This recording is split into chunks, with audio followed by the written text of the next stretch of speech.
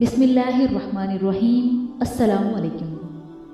थोड़ी सी बहस मुबाहसे के बाद ये तय हुआ कि उतबा को हज़रत मोहम्मद सल्लल्लाहु अलैहि वसल्लम की खिदमत में सफ़ीर बनाकर भेज दिया जाए और उसे इख्तियार दिया जाए कि जिस तरह से मुमकिन हो सुलह करके हुजूर सल्लल्लाहु अलैहि वसल्लम को हमवार करे। चुनांचे उतबा रवाना हुआ और हुजूर सल्लल्लाहु अलैहि वसल्लम की खिदमत में पहुंचा। हुजूर सल्लल्लाहु अलैहि वसल्लम ने उसका इस्तकबाल किया, उसे एहतराम से अपने पास बिठाया। उतबा ने कहा, ऐ मोहम्मद सल्लल्लाहु अलैहि वसल्लम, मैं आज तमाम कुरैश की तरफ से सफ़ीर बनकर हाजिर हुआ हूँ, कुछ अर्ज़ करना चाहता हूँ। हुजूर सल्लल्लाहु अलैहि वसल्लम ने उसे गौर से देखकर मुस्कुराए। आप सल्लल्लाहु अलैहि वसल्लम ने कहा, कहो उतबा, तुम क्या कहना चाहते हो?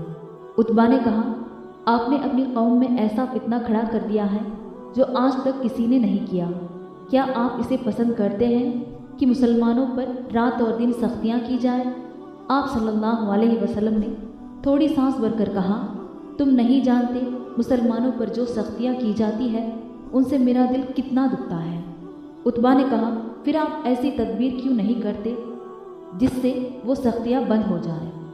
हुजूर सल्लल्लाहु अलैहि वसल्लम ने फरमाया, मैं क्या ताबीर कर सकता हूँ, अल्लाह की मसलहत में कोई दम नहीं मार सकता। उतबा ने बुरा सा मुँह बनाकर कहा, खुदा का नाम ना लो, सारा फितना इस खुदा के नाम ही का है। आपको तदबीर मैं बताता हूँ। हुजूर सल्लल्लाहु अलैहि वसल्लम ने पूछा, तदबीर है? उतबा ने कहा, आपको तमाम कुरैश अपना सरदार बनाने को तैयार है। आप मक्का के बादशाह बन जाएं। तमाम खजाना, सारी फौज आपकी मातहती में दे दी जाएगी। जिस औरत या जिस लड़की से आप कहोगे आपकी शादी कर दी जाएगी। इस मनसब को कबूल कर लीजिए।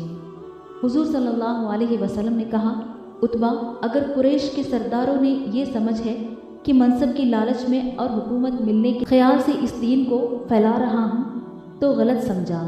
खुदा की कसम, मैं खिदमत ही करना चाहता हूँ। मुझे मनसब की आरजू नहीं है, मैं हुकूमत नहीं चाहता।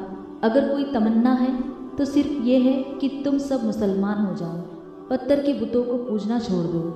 उतबा, मैं खुदा का रसूल हूँ, मुझ पर खुदा का पैगाम नाजिल होता है।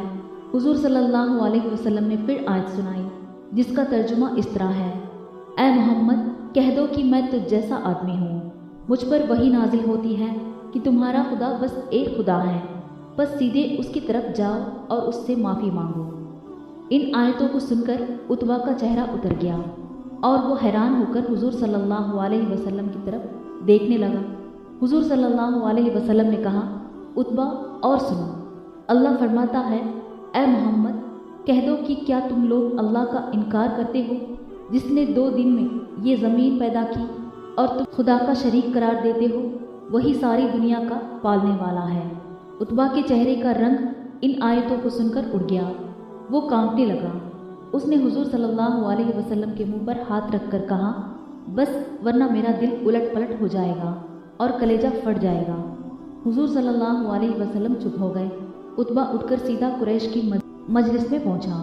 अबू लहब ने पूछा, उतबा, क्या रहा?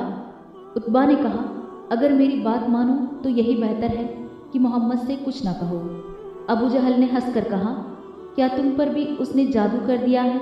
उतबा ने कहा, जो तुम चाहो कहो, मेरी राय तो ये है कि उनको उनके हाल पर छोड़ दो।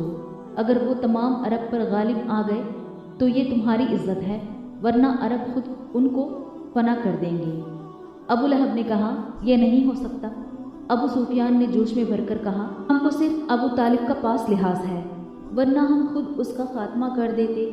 अबू जहल ने कहा, बेहतर तो मालूम होता है कि एक वक्त अबू तालिब की खिदमत में जाएं और उनसे साफ साफ कह दे कि या तो वो अपने भतीजे को समझा दे कि वो हमारे माबूदों की तौहीन ना करे, वरना हम उसे ज़रूर कत्ल कर डालेंगे।